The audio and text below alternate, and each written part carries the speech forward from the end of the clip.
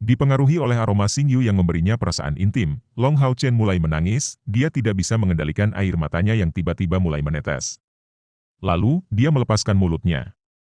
Melihat tempat di ketiak Xingyu di mana dia menggigit, itu berdarah dan ada bekas gigitan. Dia berteriak dengan suara serak, "Mengapa? Mengapa kau tidak membunuh aku? Karena aku adalah ayahmu." Dengan kalimat sederhana itu, wajah Long Hao Chen yang penuh amarah tiba-tiba menjadi tenang. Dia berdiri di sana tak bergerak, matanya menatap lurus ke arah Xingyu. "Apa? Kamu tadi bilang apa?" Long Hao Chen menunjukkan wajah pucat yang secara bertahap dipenuhi dengan ketidakpercayaan.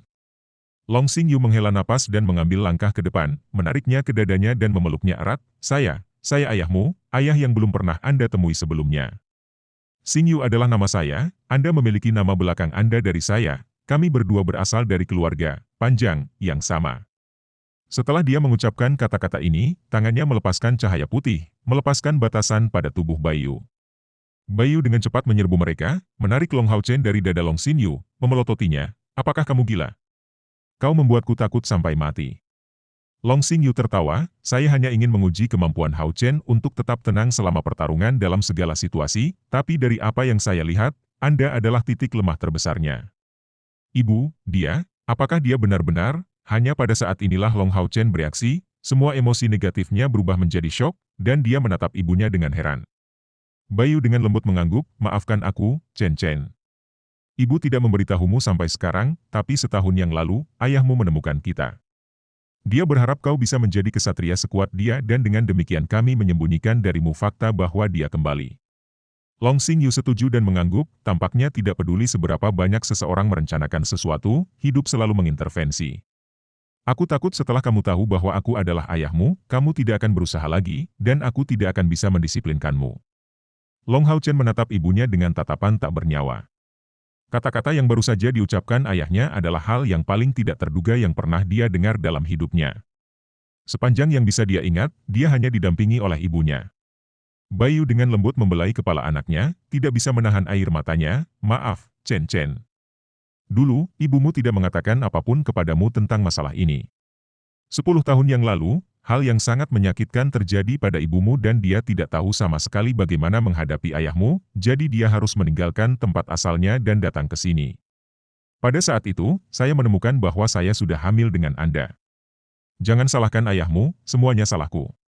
Dia harus dengan susah payah mencari kami selama 9 tahun. Jika Anda harus membenci seseorang, benci saya." Ekspresi yang ditunjukkan mata Long Xingyu kepada ibu dan anak ini sangat kompleks saat dia dengan lembut berkata, Ini sudah berakhir. Semua rasa sakit telah meninggalkan kita.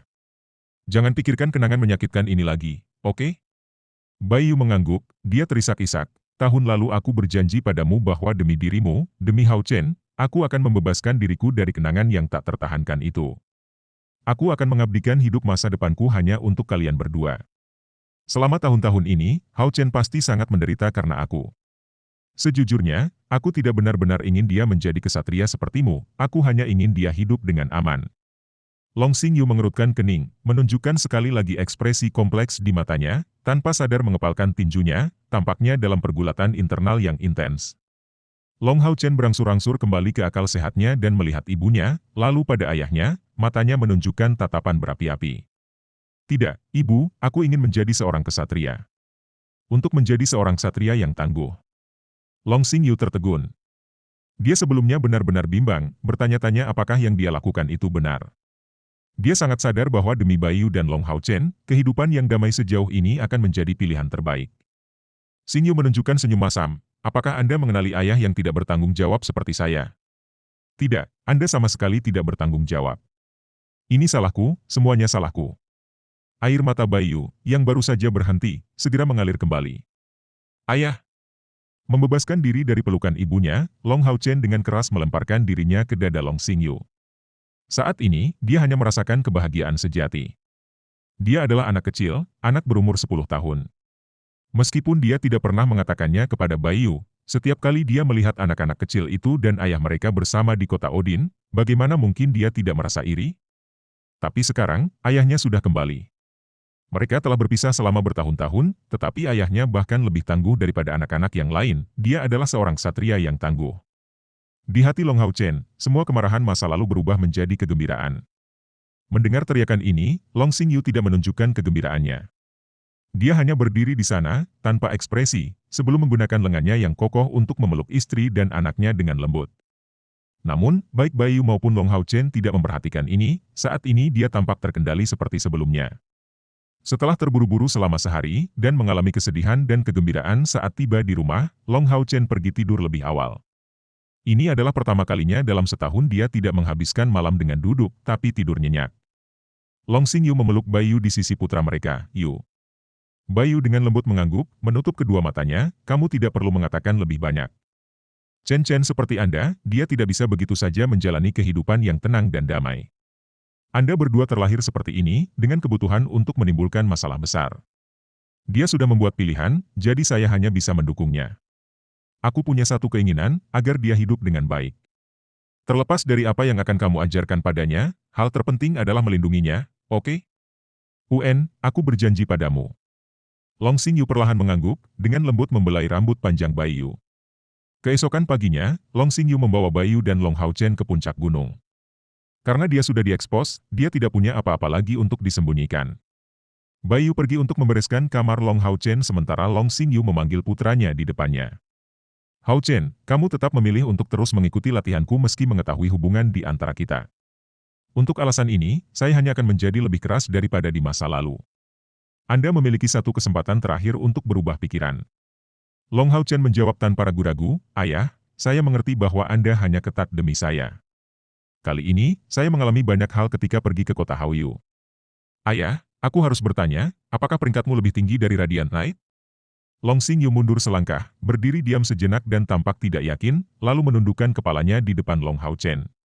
Wah, keren sekali.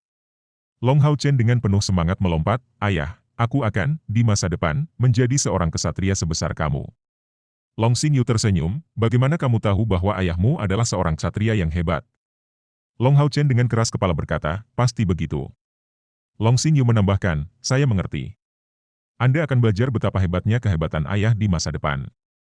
Tetapi jika Anda ingin menjadi kesatria hebat, Anda tidak bisa mengendur.